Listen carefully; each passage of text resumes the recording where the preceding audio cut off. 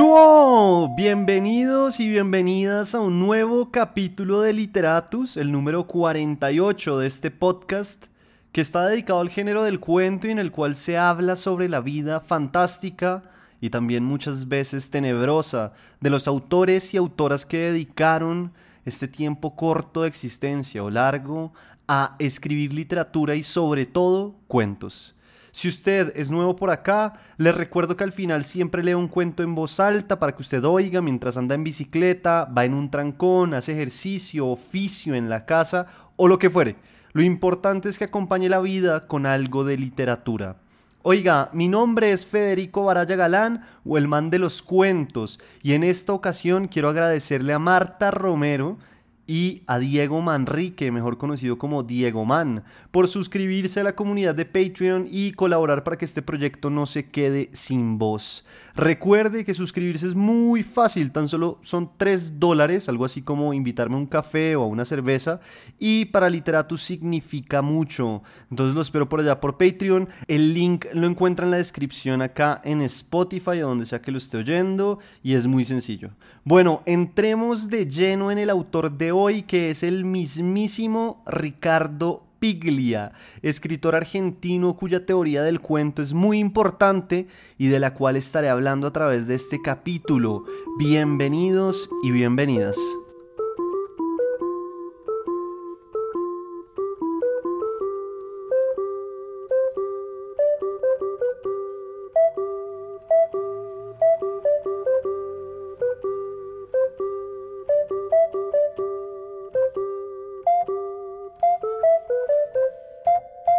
Bueno, como ya se ha hecho en otras ocasiones acá en Literatus, este capítulo tendrá un hilo narrativo que será dictado por las 11 tesis sobre el cuento que escribió Ricardo Piglia y que es un elemento de lectura y análisis muy común en los talleres de escritura creativa. Pero ojo y atención a esto, que solo les voy a dar 7 de las 11 tesis para que las otras usted se anime a buscarlas y a leerlas y a entender mejor lo que decía Ricardo Piglia sobre lo que era la teoría del cuento según él. Tenga en cuenta, esto es muy importante, que Piglia, además de escritor crítico y editor, fue un teórico del género del cuento y también de la novela. La realidad es que él era un teórico de la literatura. Pero bueno, entremos de lleno en las tesis antes de hablar de la vida de Ricardo Piglia. La primera tesis del cuento, según este autor argentino, dice lo siguiente. En uno de sus cuadernos de notas, Chekhov registró esta anécdota. Un hombre en Montecarlo va al casino, gana 1 millón, vuelve a casa, se suicida. La forma clásica del cuento está condensada en el núcleo de ese relato futuro y no escrito. Contra lo previsible y convencional, jugar, perder, suicidarse, la intriga se plantea como una paradoja. La anécdota tiende a desvincular la historia del juego y la historia del suicidio. Esa escisión es clave para definir el carácter doble de la forma del cuento. Primera tesis. Un cuento siempre cuenta 2 historias. Oiga, eso se ha hablado acá muchísimo en Literatus, el tema de que un cuento siempre cuenta 2 historias. Así como en este capítulo vamos a hacer, sí, también 2 historias, ¿no? Por un lado las tesis de Piglia, pero por el otro lado también la vida del autor. Ojo con esa última parte, póngale atención a eso, un cuento siempre cuenta 2 historias. Si usted oye este podcast para conocer más del género y aventurarse a escribir cuentos, siempre que lea y escriba, pregúntese cuáles son las 2 historias que leyó o que está contando. Esto es vital, esta es la primera parte para empezar a escribir cuentos, dicen por ahí. Y por otra parte, le propongo que coja ese esquema de historia que nos da Piglia o que nos dio Chekhov, del hombre que va al casino, apuesta, gana y después se suicida. Cójalo y atrévase a escribir una historia con eso, a ver qué le sale. Que pues ahí ya usted tiene como... sí, la estructura o la idea básica y simplemente es ya sentarse a narrar. Entonces hágalo, es un buen ejercicio que le puede funcionar. Pero bueno, oiga, hijo de Pedro Piglia y Aida Renzi, Ricardo Piglia nació en Buenos Aires el 24 de noviembre de 1941 en una familia acomodada de la época. El padre de Piglia era médico y además era peronista, lo cual más adelante les acarreó problemas y voy a hablar de esto en este episodio, todavía no, Pero tengan en cuenta eso, que el padre de Piglia era médico y era peronista y no solo le acarreó problemas a la familia, pero también significó mucho para la carrera de escritura del autor argentino, ¿quién lo diría? Oiga, el autor contó que su primer acercamiento a la literatura se dio cuando él era muy pequeño, póngale atención. Al parecer era común ver a su abuelo leer por horas y lo que decía Piglia es que ver al abuelo así era como pues que parecía soñando con los ojos abiertos. Lo cierto es que el abuelo de Piglia había dejado el campo y se había ido a vivir con ellos tras la muerte pues, de su esposa y de la abuela de Piglia.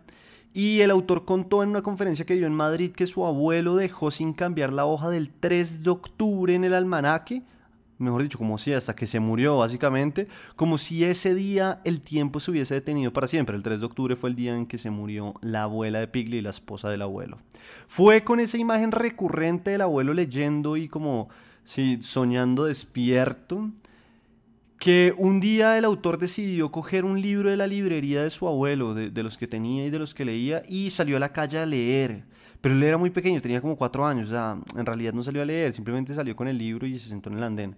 Como vivía en Adrogué, era común que cada tanto los pasajeros del tren que venían desde Buenos Aires pasaran por su casa, por donde él estaba supuestamente leyendo, pero pues lo que les digo, no estaba leyendo. Y vean esta que cuenta también Piglia, parece pues sí, parece un cuento chino, pero me pareció muy tesa esta historia y por eso quiero traerla. Y es que en una de esas tardes en las que Piglia de niño supuestamente se sentaba a leer ahí en el andén, se quedó dormido en la calle y una de las personas que se bajó del tren se le acercó y le habló al oído para decirle que tenía el libro al revés. ¿Por qué me parece esta historia bacana? Porque Piglia dice que toda su vida creyó que ese hombre que le susurró eso al oído fue nada más ni nada menos que el mismísimo Jorge Luis Borges. Y esto es una cita de Piglia. ¿A quién sino a él se le puede ocurrir esa maliciosa advertencia a un chico de 3 años que no sabe leer? ¿Quién sabe si ese acercamiento a Borges era el destino o simplemente Piglia quiere atar historias para convencernos de cosas? Pero lo cierto es que la segunda tesis del cuento de Piglia dice así. El cuento clásico, es decir, Poe y Horacio Quiroga, narra en primer plano la historia 1, el relato del juego, y construye en secreto la historia 2, el relato del suicidio. Ahí nos está hablando Chekhov, ¿no? El arte del cuentista consiste en saber cifrar la historia 2 en los intersticios de la historia 1. Un relato visible esconde un relato secreto, narrado de un modo elíptico y fragmentario. El efecto de sorpresa se produce cuando el final de la historia secreta aparece en la superficie.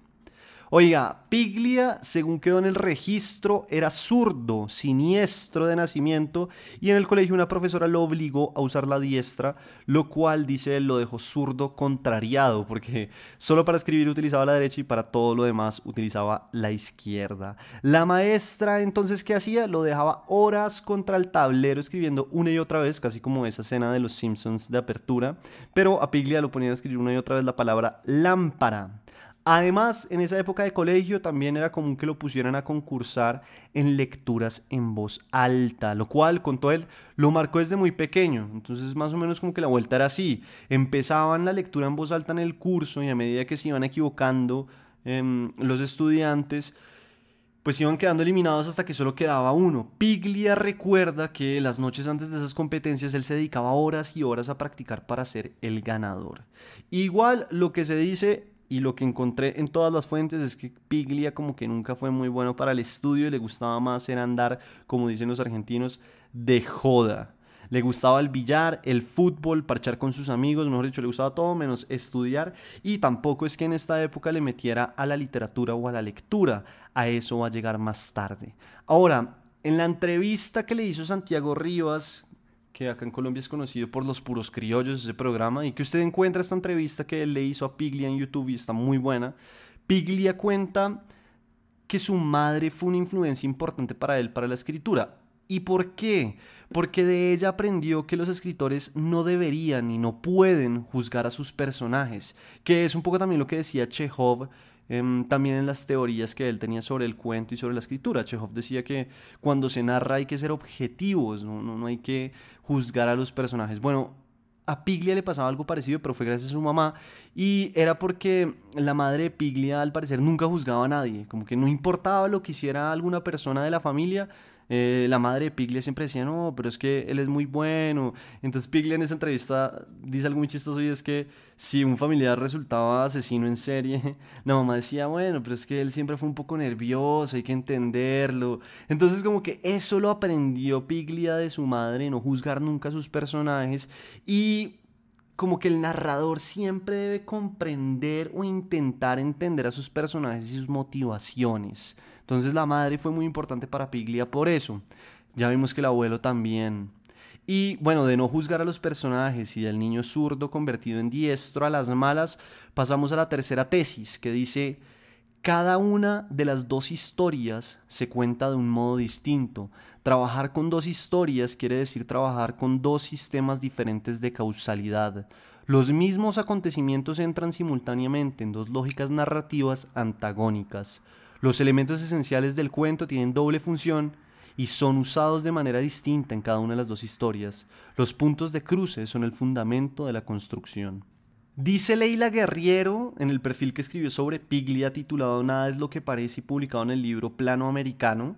Ese perfil es un alarde de talento, como casi todo lo que hace Leila Guerriero, ¿no? Bueno, en ese perfil que escribió Leila Guerriero, dice que Piglia empezó a escribir el jueves 3 de marzo de 1957 con una línea en su diario que dice lo siguiente: 3 de marzo de 1957, nos vamos pasado mañana. Decidí no despedirme de nadie, despedirse de la gente me parece ridículo. Se saluda al que llega, al que uno encuentra, no al que se deja de ver. Gané al billar, hice 2 tacadas de 9, nunca había jugado tan bien. Tenía el corazón helado y el taco golpeaba con absoluta precisión. Después fuimos a la pileta y nos quedamos hasta tardísimo. Me zambullí en el trampolín alto. Desde tan arriba las luces de la cancha de paleta flotaban en el agua. Todo lo que hago me parece que lo hago por última vez. El autor escribió esto antes de que tuviera que dejar su vida como la conocía en Buenos Aires o en Adrogué para mudarse a Mar del Plata. ¿Por qué? Porque la familia de Piglia pues vivía en un barrio acomodado, pues que es Adrogué que ya les conté, y el autor tenía apenas 16 años cuando su padre, Pedro Piglia, médico peronista, decidió que era más seguro dejar el barrio y empezar en un lugar donde no los conocieran. El padre de Piglia había estado preso pues en la cárcel por su pensamiento peronista y por sus reuniones con compañeros peronistas. Y lejos de dejar el peronismo a un lado, lo que se da cuenta es que lo mejor que pueden hacer es irse de donde vivían para buscar empezar de cero, como no tener un apellido, no tener una historia. Entonces por eso es que se van a Mar del Plata. Y en Mar del Plata, contó el autor, a pesar de lo difícil de la partida, de dejar a sus amigos, su vida y demás, encontró su vocación para la escritura o por la escritura y allá fue que empezó a escribir en forma. La cosa fue más o menos así. Piglia encontró en Mar del Plata un bar que cerraba muy tarde y el cual se llamaba Ambos Mundos. En ese bar se reunían periodistas, críticos de cine, gente de la radio.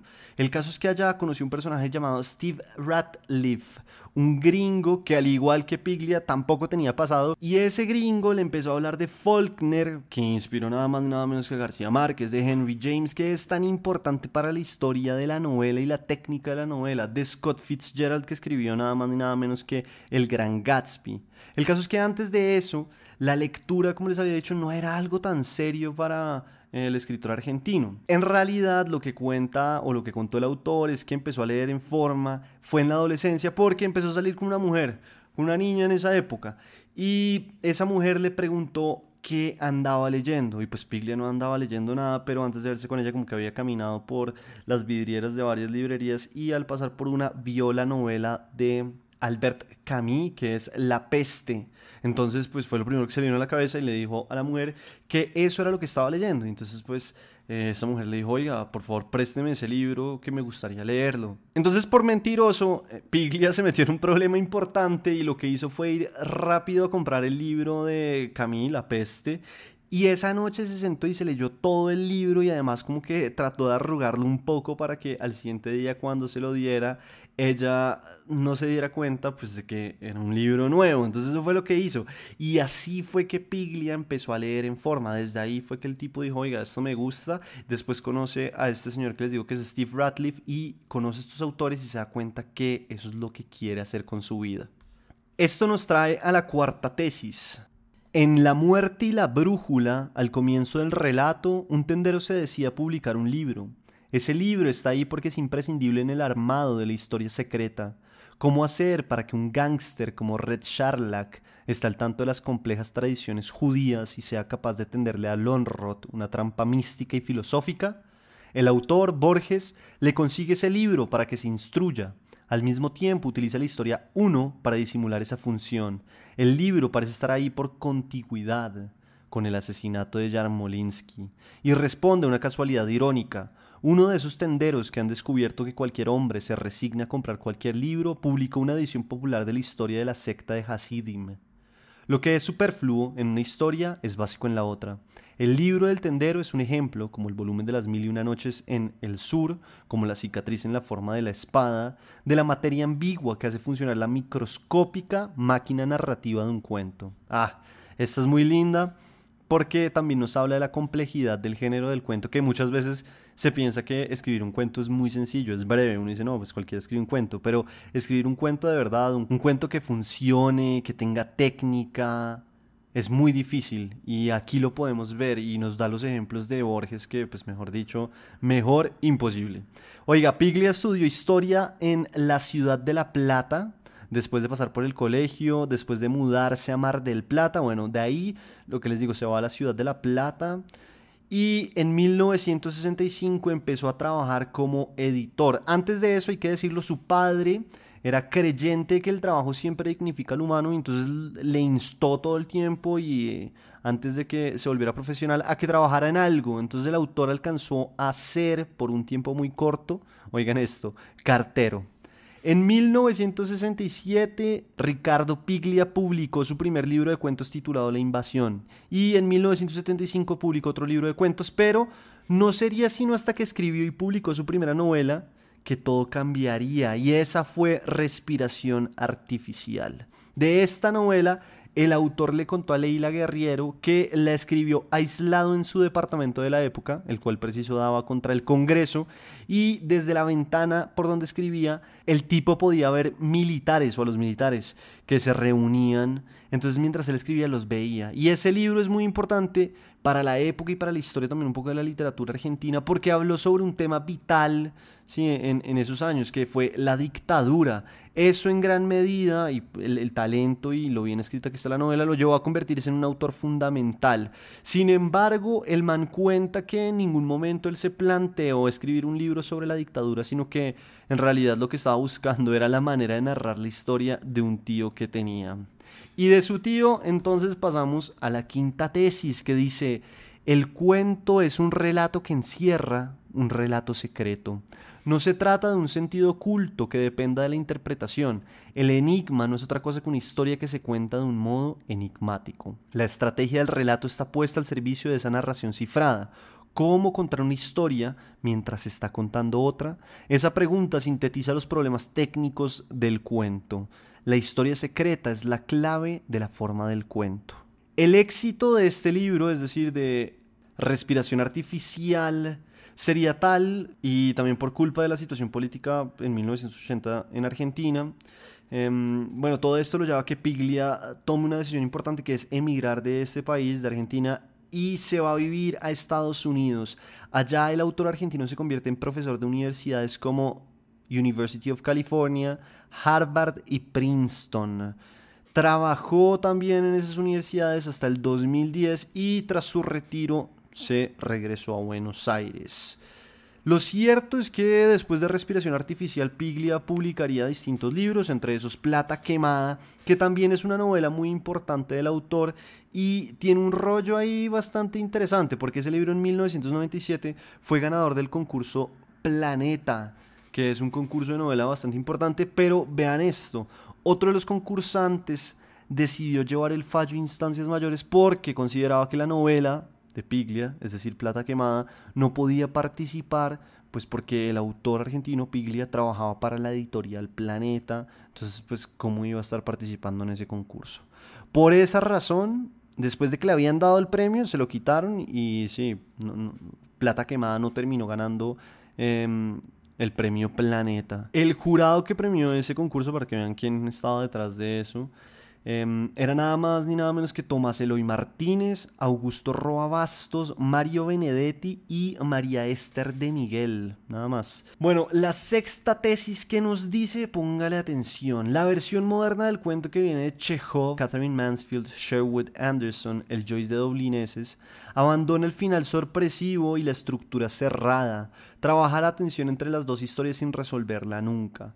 La historia secreta se cuenta de un modo cada vez más elusivo. El cuento clásico a lo Poe contaba una historia anunciando que había otra. El cuento moderno cuenta dos historias como si fueran una sola.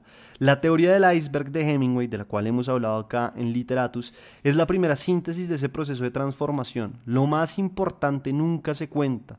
La historia secreta se construye con lo no dicho, con el sobreentendido y la alusión.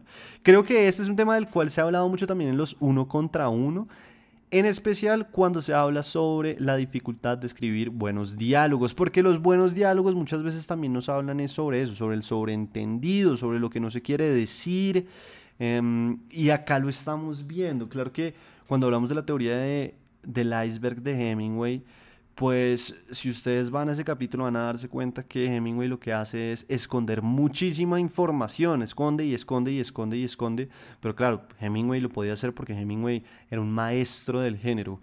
Muchas veces cuando uno intenta esconder tanta información, el cuento puede terminar medio cojo, entonces hay que encontrar muy bien, sí, como la medida justa de dónde, cuándo y qué escondo de esa segunda historia o de lo que estoy tratando de omitir para que el lector sea quien tenga que ir descifrándolo. Oiga, en el 2013 a Ricardo Piglia le diagnosticaron ELA, que es esclerosis lateral amiotrófica, y desde ese momento el autor argentino, como no, pues le empezó el afán como por arreglar y terminar todos los archivos que tenía, como novelas, papeles, manuscritos, todo lo que tenía medio escribir, y entre esos estaban sus diarios que llevaba escribiendo, sí, desde esa remota tarde del 3 de octubre de 1957. Esos diarios fueron publicados y llevan como título Los diarios de Emilio Renzi. También dejó las instrucciones para lo que se convirtió en los cuentos reunidos que publicó Anagrama, que usted puede encontrar ese libro y está todos los cuentos y creo que también la teoría de la que estamos hablando de Ricardo Piglia.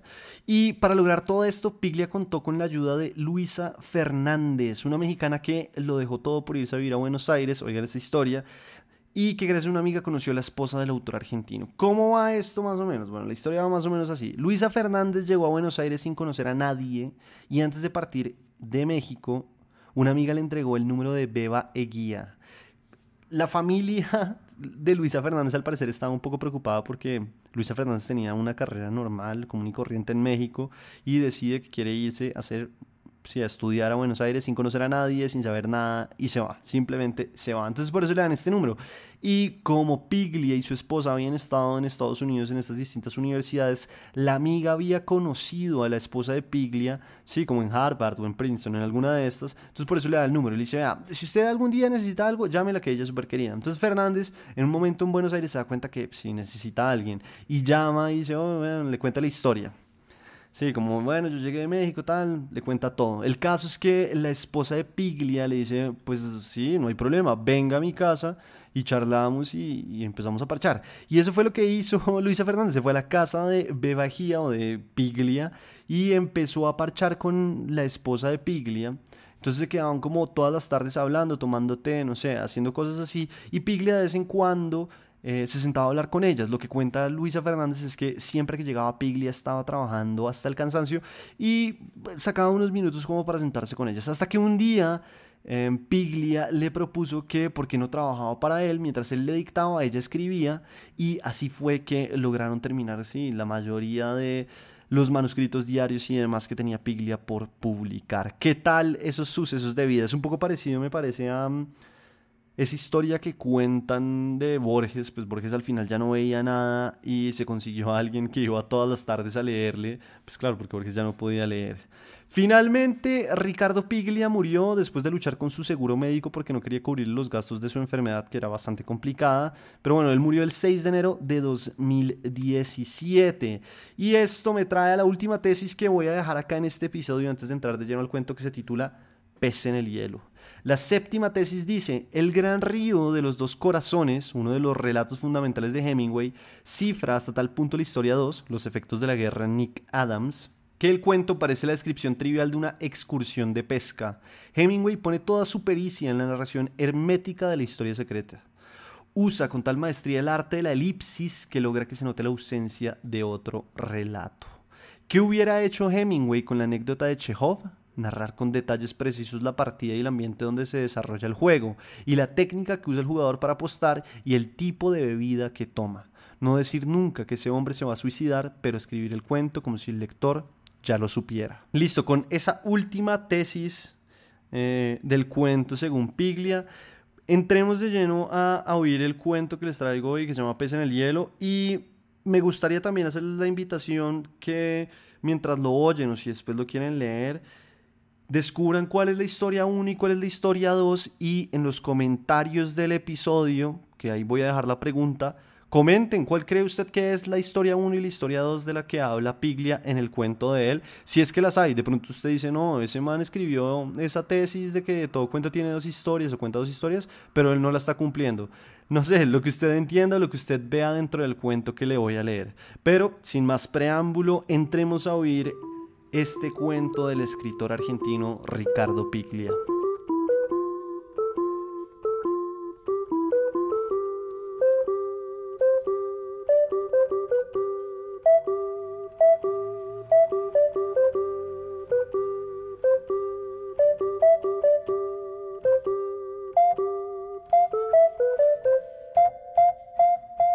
Ricardo Piglia, un pez en el hielo. 1. Emilio Renzi estaba en la terraza de un bar en la Plaza Carlo Felice, frente a la estación de Turín, a la mañana temprano, cuando la vio. No podía ser. Inés estaba ahí, en una mesa cercana, con el tipo de pelo blanco, con el canalla de pelo blanco que le había traído a Europa. Llevaba el vestido azul que Emilio le había regalado y sonreía, hermosísima, en la claridad del verano.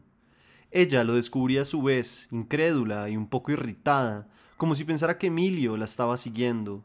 Y la estaba siguiendo, claro, con la imaginación, desde la tarde en que Inés lo dejó y se fue para siempre, aunque él le había dicho, quédate, casémonos. Habían pasado varios meses y ahora Emilio estaba en Italia con una beca para estudiar la obra de Pavese. Había buscado un pretexto para escapar de Buenos Aires, para dejar de pensar en ella y poder olvidarla, y sin embargo, ahora la tenía enfrente, sentada bajo la sombra de las sombrillas de colores. Lo que tememos más secretamente siempre ocurre. ¿Qué hacía ella en Turín? Como si le leyera el pensamiento, la muchacha le hizo un gesto de pregunta y después se levantó y fue para el bar, y antes de entrar en el salón se dio vuelta para mirarlo y movió la cara con una expresión de fastidio que le conocía bien.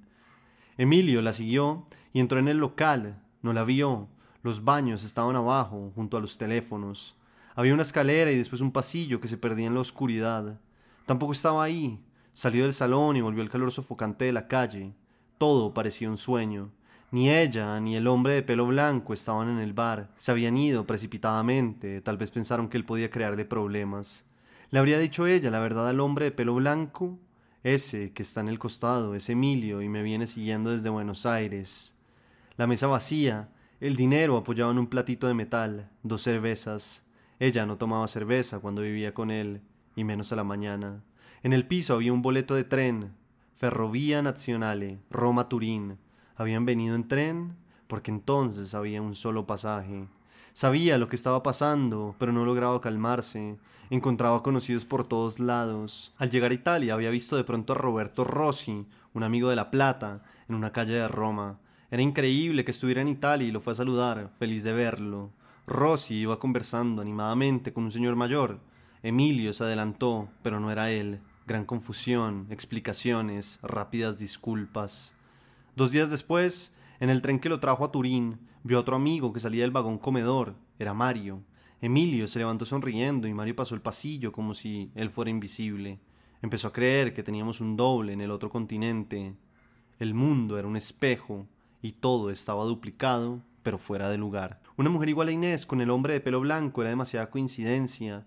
Los 2 dobles iguales en el otro lado del mundo. No podía ser, desvariaba. Atacado por un impulso mimético, veía todo repetido, construía réplicas. Hacía días que no hablaba con nadie, quizá era eso. O quizás tenía razón y pronto iba a encontrar a alguien que era él mismo, pelo crespo, anteojos, cara de sonámbulo. Y entonces ya sabía lo que les pasaba a los que encontraba a su doppelganger. Volvió a sentarse a la mesa, buscó su cuaderno de tapas negras, tenía que olvidar y concentrarse en su trabajo.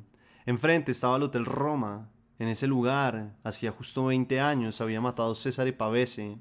Abrió el mapa del Piamonte y volvió a ubicar a Santo Stefano Belbo. El pueblo estaba a unos 90 kilómetros en la región de las Langhe. Belbo era el nombre del río que atravesaba el pueblo. Pavese había nacido ahí en 1908. Se mató a los 42 años. Emilio hizo cuentas. Me quedan 15 años. No, 15 no, 16, calculó.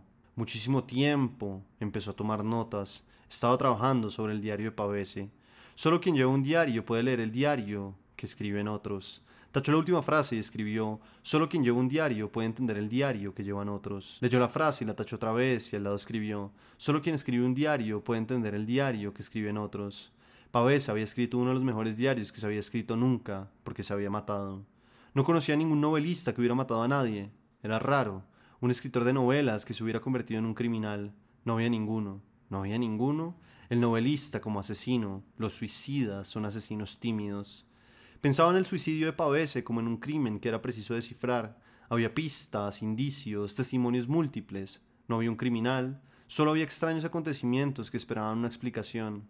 Pagaría a un asesino mi peso en oro para que me mataran la noche, había escrito Pavese. Miró el hotel, enfrente. Una muchacha se asomó por la ventana del tercer piso y miró indiferente hacia abajo. Era igual a Inés. ¿Era igual a Inés? Todas las mujeres eran iguales entre sí. Las mujeres son el pueblo enemigo, como el pueblo alemán. Eso era de Pavese. Estaba desesperado. No era la repetición, sino la réplica lo que dominaba la vida. El predestinado, el que repite, la condena, lo idéntico. Cuando vemos que hacemos siempre lo mismo desde siempre, no podemos ya pensar en el pasado sin rencor.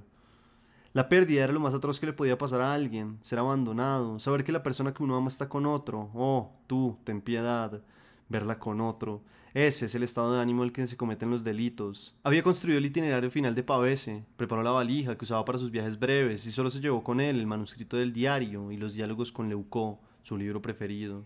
Abandonó para siempre la casa de la Vía de la Marmora, donde vivía con su hermana. Se despidió con un simple saludo de Ernestina, que lo había criado, bajó la escalera y se fue para tomar el tren en la Porta Nuova.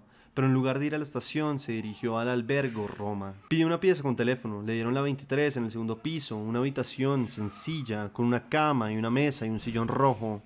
Desde la ventana veía el bar donde ahora estaba sentado Renzi, más atrás la recoba y la estación. En el hotel, hacia las 6 de la tarde, Pavese le escribió la última carta a su hermana, que estaba de vacaciones en la playa de Serralunga. Era una carta triste y era un adiós. Me he acomodado en un hotel que me cuesta muy poco y duermo perfectamente. Las camisas y los trajes me los limpian en el hotel. No es necesario que regreses el lunes 21. Yo estoy bien, como un pez en el hielo. Dentro del sobre puso 50.000 liras. Esa misma tarde, una amiga de Pavese, Bona, lo encontró por casualidad en la vía Po. Estaban en plena feria de agosto. La ciudad vacía como ahora. Con la mirada ardiente, Pavese caminaba a grandes pasos y parecía fiebrado. Bona tuvo que seguirlo hasta el cercano Café Florio. Estaba enamorado de una actriz norteamericana y ella lo había abandonado. No podía dejar de pensar en esa mujer, la veía en todos lados. Pavese le dijo que estaba en Turín de incógnito, que quería descansar, nadie tenía que saber lo que había visto. Estuvo firme y sosegado, implacable y exacto. Fueron luego a cenar a una cervecería a la orilla del Po. Charlaron con serenidad, de cosas sin importancia. De pronto, mirando el agua oscura del río, observó que no le habría gustado ahogarse. Mejor el veneno, dijo. Se separaron hacia medianoche. Luego, presumiblemente, Pavese había rondado la ciudad vacía hasta que al final había vuelto a subir al hotel tarde en la noche. El recepcionista lo había visto entrar y Pavese le había pedido que no lo molestaran. La luz estuvo encendida toda la noche. A la madrugada del 18 de agosto escribió la última página de su diario. Lo que tememos más secretamente siempre ocurre, escribió. Oh, tú, ten piedad. Y luego, basta un poco de coraje. Cuanto más determinado y preciso el dolor, más se debate el instinto de vida y cae la idea del suicidio. Al pensar en ello, parecía fácil. Sin embargo, mujeres frágiles lo han hecho. Se requiere humildad, no orgullo. Todo esto da asco. Basta de palabras, un gesto, no escribiré más. El diario terminaba ahí, todo estaba decidido. Y sin embargo, Pavese pasó una semana antes de matarse. Se suicidó recién el sábado 26 de agosto. Renzi estaba conmovido con esos días finales, Pavese solo en la ciudad vacía. Busca la fuerza para matarse. ¿Qué hizo? Vivió todavía 8 días más, aunque para sí mismo ya era un muerto, el condenado, el muerto vivo. ¿Cuánto tiempo puede sobrevivir, inmóvil, el pez en el hielo? Los ojos atentos a la blancura transparente, la inmovilidad total. 2. El tren estaba casi vacío. Renzi se sentó en un costado, junto a la ventanilla, y viajó por el Piamonte mirando el paisaje. Las Langhe de Pavese eran estas. En los poemas parecían más bellas, más exóticas. El diablo en las colinas se parecía a Tandil, a las sierras de Tandil donde Emilio había veraneado en la niñez. Así son los paisajes de la literatura, pensó, ruinas de la infancia. En la luna y las fogatas el protagonista volvía después de años de ausencia y recorría estos mismos pueblos. En los viejos tiempos, decíamos, la colina, como quien dice el mar o la selva, no era un lugar como los otros, era una forma de la realidad, un modo de vivir. La luz del mediodía le daba a las colinas un aire fantasmal, parecían transparentes de tan claras. Hill like white elephants. Los terrenos cultivados y las casas amarillas entre los árboles y el suave declive de los senderos y los cercos de ligustro estaban ahí desde siempre. Los viñedos eran tan antiguos como el dialecto del Piamonte. Un hombre parado al sol en mangas de camisa y con un sombrero negro miró pasar el tren. Era su tío Nazareno. La mirada tranquila, el cigarro avanti apagado entre los labios, los bigotes amarillos por el tabaco, la piel curtida. Claro que su tío Nazareno había muerto cuando Emilio tenía 10 años. Hacía un rato, antes de subir al tren, había visto desde lejos a Pancho Alfaro, junto a un quisco, en el andén 12. Estaba tan solo que todo le parecía familiar, la desesperación amorosa como vocación de similitud. Lo que se ha perdido es único y entonces el mundo se puebla de réplicas. Lo que falta se convierte en una repetición vacía. Por eso los amantes abandonados piensan en el suicidio, el único acto unívoco que puede terminar con la repetición. Oh, tú, ten piedad. Habría que unir la idea fija con la repetición. Pensar siempre en lo mismo es ver todo igual. El tren repechaba lento la colina y los valles abajo se iluminaban con el aire claro del verano. Renzi abrió su cuaderno de notas. El diario de Pavese empezaba y terminaba con dos grandes crisis. Las mujeres eran el pretexto. La primera, en 1936, eran los años del fascismo. En Turín las redadas de opositores a Mussolini se multiplicaban. Pavese estaba comprometido con la muchacha de la voz ronca, la dona da la voce rauca de los poemas. Tina, una militante comunista, ya había sido arrestada y condenada años antes y estaba siendo vigilada. Entonces le pidió a Pavese que le diera su dirección para recibir correspondencia clandestina. Pavese aceptó de inmediato. Fue descubierto, su casa allanada, las cartas lo comprometieron, pero desde luego Pavese se hizo cargo de todo y jamás nombró a la mujer. Fue encarcelado, sometido a proceso y luego confinado en Brancaleone, en Calabria. Allí empezó a escribir el diario. Pasó 3 años aislado sin poder comunicarse con Tina para no comprometerla. De ella no pudo tener nunca noticias directas. Solo supo que estaba a salvo y eso lo tranquilizaba. Por fin la condena de Pavese fue conmutada y pudo regresar a Turín. Cuando llegó, se enteró de que Tina, un mes atrás, se había casado con otro. Cuando un hombre se encuentra en mi estado, no le queda sino hacer examen de conciencia. Ahora que he llegado a la plena abyección, ¿en qué pienso? Pienso que hermoso sería que esta abyección fuera también material, que tuviese, por ejemplo, los zapatos rotos. Escribo, Tina, ten piedad. Y luego... El tren avanzaba entre los montes. Le interesaba estudiar los modos en que el lenguaje era llevado al límite en las dos grandes crisis de la vida de Pavese. Las notas del diario entre noviembre de 1937 y marzo de 1938 y luego las notas de la primavera y el verano de 1950. Estilísticamente la respuesta era la misma, estar afuera de la vida, no dejar nada, solo un diario. Pero estar fuera de la vida era estar muerto. En el fondo, tú escribes para estar como muerto, para hablar desde afuera del tiempo, para convertirte para todos en un recuerdo. Estar afuera de la vida. Kafka pensaba algo parecido. Renzi recordó una cita de Kafka y lo buscó en su cuaderno. Aquel que no haya logrado alguna forma de acuerdo con la vida necesitará de una de sus manos para alejar de sí en lo posible la desesperación que le causa su destino, y no logrará gran cosa con ello. Pero con la otra mano podrá notar lo que vea bajo aquellas ruinas, pues verá más cosas que los demás, ya que estará muerto en vida y será el sobreviviente real. En una nota del diario del 19 de octubre de 1921, Kafka había sido capaz de escribir desde la tierra de los muertos. Todo estaba en El cazador Gracchus, el relato más extraordinario de Kafka. Nadie leerá lo que yo estoy escribiendo, escribe Gracchus, el eterno fantasma que vive entre los hombres. Y ya sabemos que Gracchus es el nombre alemán de Kafka, el muerto vivo, el sobreviviente real. Nadie leerá lo que estoy escribiendo. Esa certidumbre era única. Kafka le había ordenado a Dora Diamant que quemara sus manuscritos y tendido en un sofá le había mirado quemarlos. Los cuadernos de sus últimos años, de todo eso solo se había salvado la madriguera, que no tiene final y es el último relato de Kafka. El que hace ese gesto extremo, pensó Renzi, no necesita matarse. Hace ese gesto para no matarse. Imposible para Kafka decir basta de palabras, no escribiré más.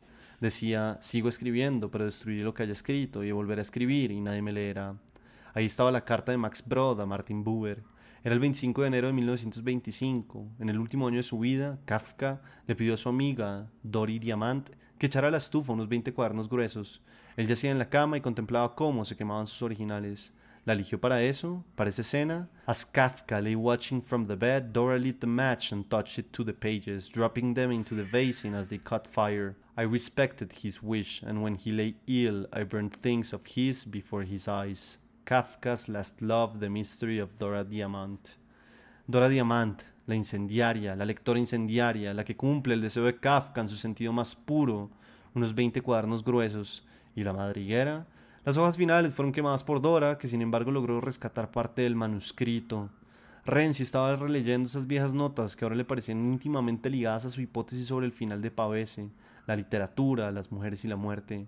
En todo caso, Kafka decía que no podía escribir, pero siempre volvía a empezar. En cambio, Pavese había ordenado sus papeles, pensaba que en su oficio era un rey.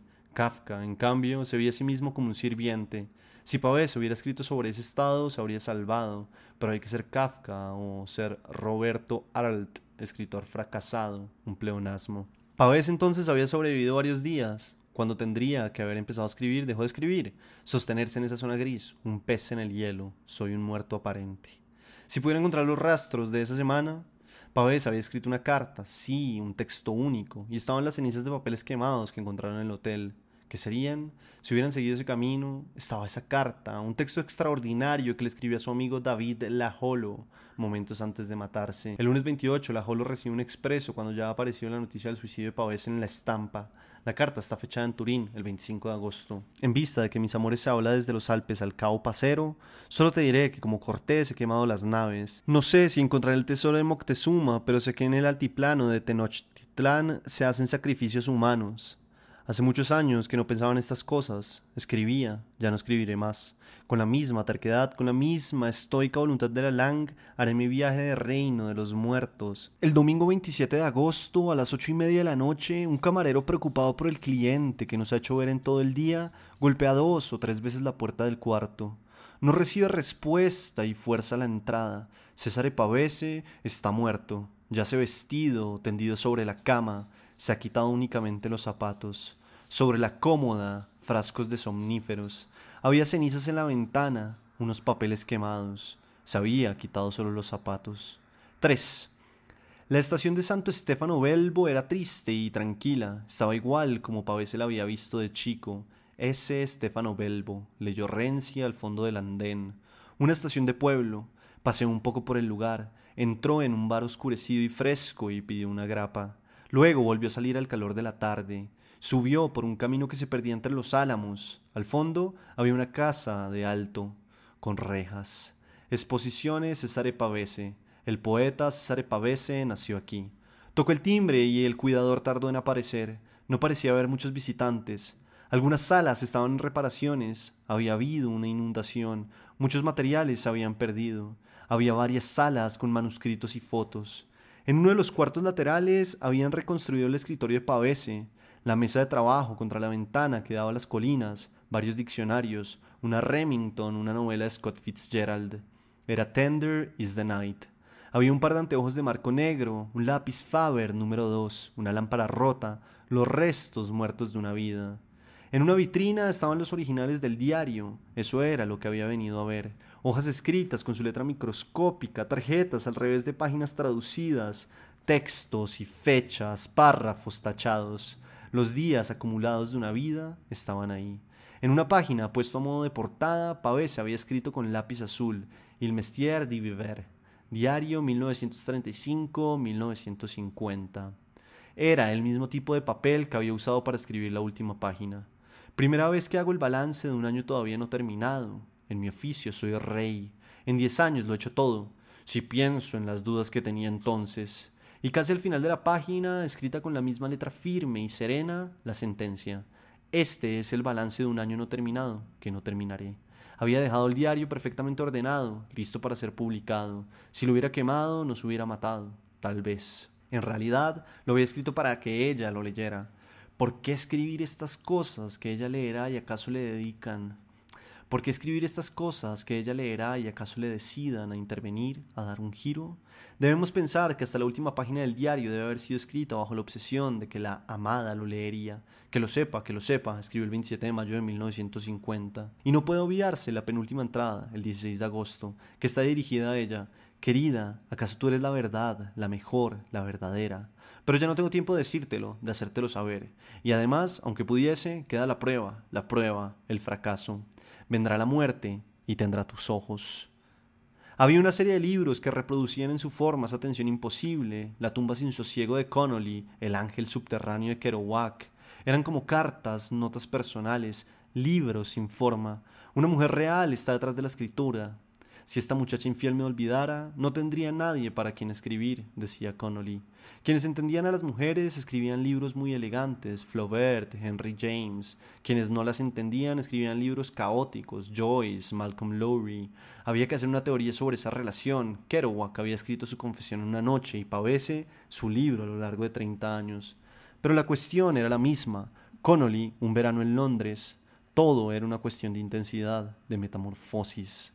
Los libros escritos por amor a una mujer, durante el amor o después del amor.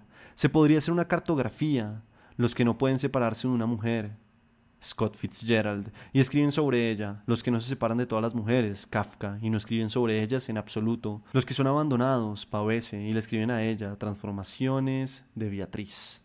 Entender a las mujeres, Pavese era incapaz, pero había sospechado algo. Renzi recordó una observación muy sagaz en el principio mismo de El oficio de vivir, y la leyó ahora en el manuscrito, en la vitrina. 2 de octubre de 1936. Estoy desolado por haber descuidado siempre hasta las formas, las maneras, por no haberme hecho un estilo de comportamiento. ¿Por qué las mujeres en general tienen mejores maneras que los hombres? ¿Por qué deben esperarlo todo de su efecto formal, mientras los hombres lo esperan todo del contenido de sus actos? Hay que volverse más mujer. Si se hubiera vuelto más mujer, se habría salvado, buscado la forma en la vida. Así se entiende el título del diario. Y su fracaso, solo había aprendido a escribir. Ve esta foto, esa es Constance Dowling, Connie, la bella, la actriz norteamericana, The Last Love. Por ella se mató. La voz venía de atrás y Renzi se dio vuelta. El hombre que le había hablado miraba intensamente la foto, inclinado, con las manos en la espalda y los anteojos sobre la frente. Parecía miope. Era flaco, con cara seca, vestido con perramuz blanco. En la pared se veía el retrato en blanco y negro de una muchacha en una pose muy estudiada y luego una instantánea de Pavese con la misma muchacha en la terraza de un hotel en las montañas.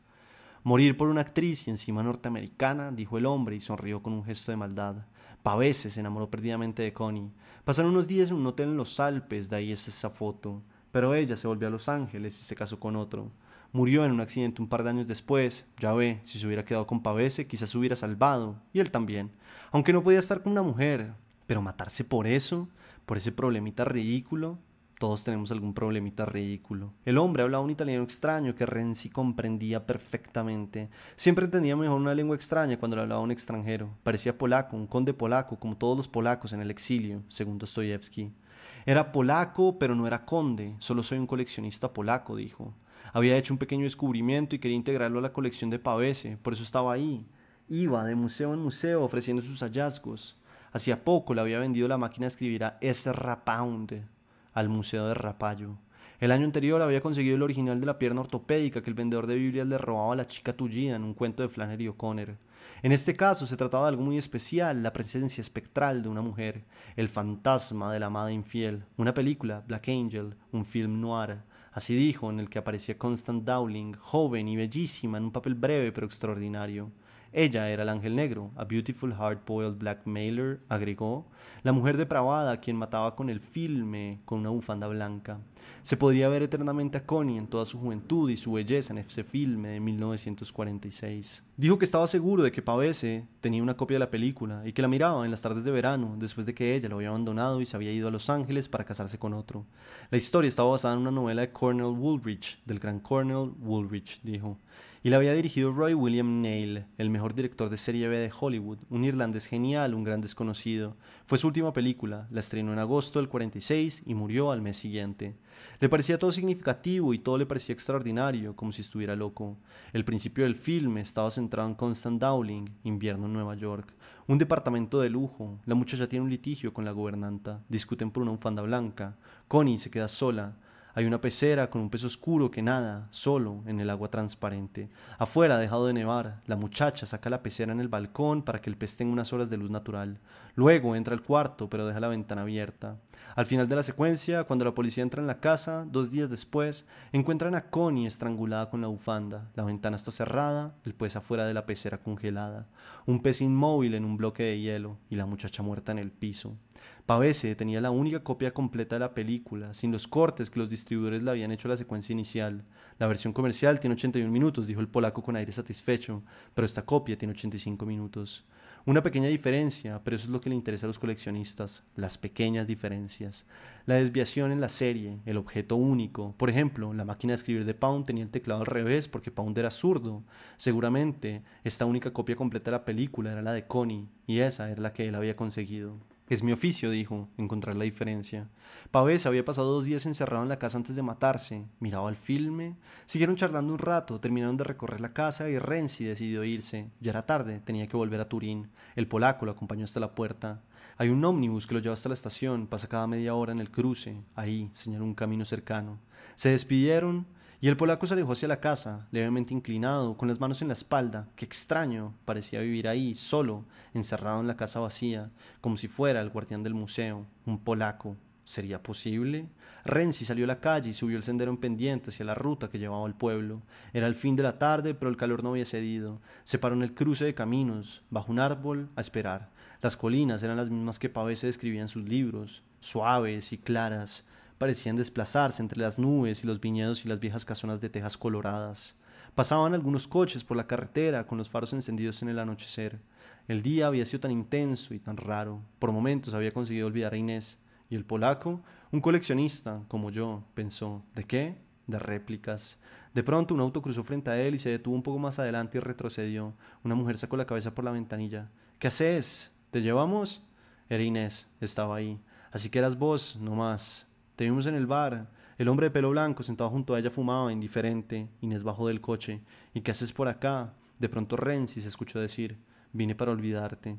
Yo también vine para olvidarte, dijo ella y se empezó a reír. Seguimos para el norte. Si quieres ir, te llevamos. No, dijo Emilio, y él también sonrió. Se quedaron un momento callados. Por fin, Inés le rozó apenas la cara con los labios y se alejó. Después se dio vuelta antes de subir al auto y se miraron otra vez. El coche se perdió en una nube de polvo.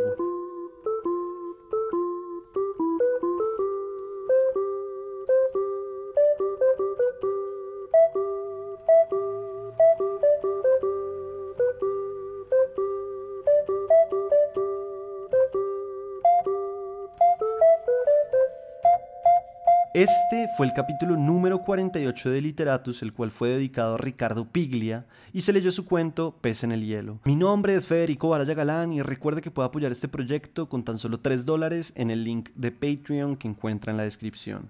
En Instagram y Twitter estoy subiendo contenido diario. Me encuentran en Instagram como federico.baraya y en Twitter como Federico Baraya. O como se llama ahora, X o X, pero me parece que es mucho más bacano Twitter que ese nombre que le puso Elon Musk.